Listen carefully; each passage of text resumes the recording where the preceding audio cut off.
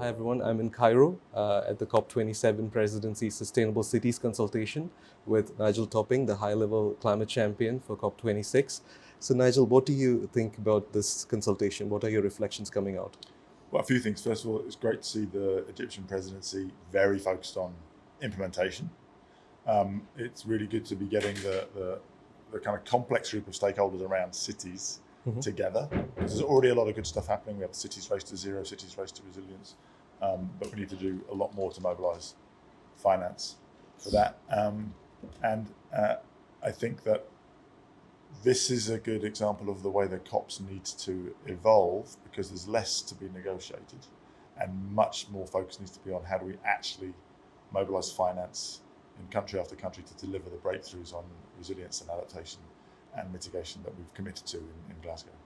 And how do we ensure accountability of those commitments? I mean, I think there's a couple of things. One is specificity. Yeah. So like we launched this idea of the 2030 breakthroughs so that we translate the language of emissions and resilience, which can often be abstract, into very specifics, like 100 green steel plants need to be built in the world by 2030. And we can see 47 of them in planning now.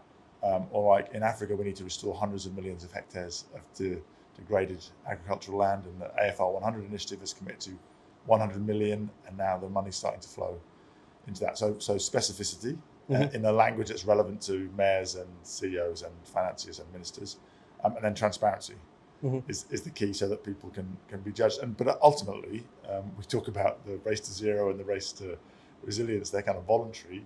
This has to be regulated. So we're also now talking about the race to regulation, so that it becomes a requirement for mayors and CEOs and bankers to drive the transition to zero in a resilient way.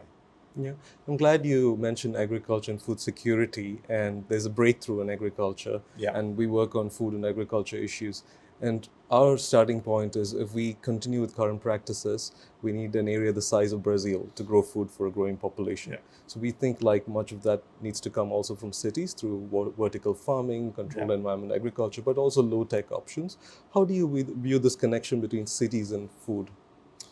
Yeah, I mean, we often think of sort of them as separate, right? Because food is rural and cities are.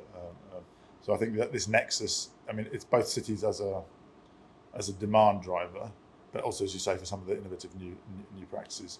But I think that food's going to be a big issue in COP27, because we're going through a global food crisis now. We're already entering it, and the Russian war in Ukraine has exacerbated it. And we know that there is no solution to the climate crisis without a revolution in agricultural practices, both in the move to regenerative agriculture, which is what this new breakthrough, which UK and Egypt are going to co-lead, and we hope to see many other countries committing to that, but also the restoration of degraded lands. I think that combination of moving to regenerative agricultural practice, restoring degraded land, which is perfectly usable, but has been sort of burnt up and set aside, and of course we know we need to shift global eating habits, to shift diet to be much less meat intensive and to have much less food waste. So it's a big agenda, and it's about a quarter of the problem and a third of the solution. Yeah, you've highlighted several opportunities, and there's about 100 days left to the COP. Yeah, 101 today. 101, okay.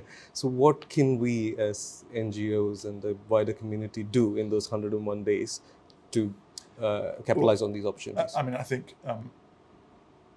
because it depends what your role is in the ecosystem, but first of all, keep pushing to get every city, every business, every bank into the race to zero, so that they publish plans and commitments for short-term action.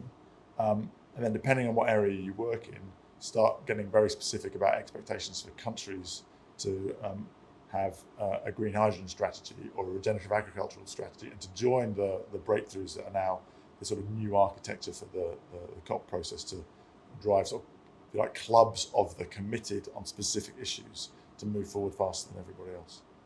Well, thank you so much, Nigel. I'm looking forward to working with you and your team in the lead up to COP27 to make this happen. Likewise. Thank you. Thanks very much, Danish. Thanks.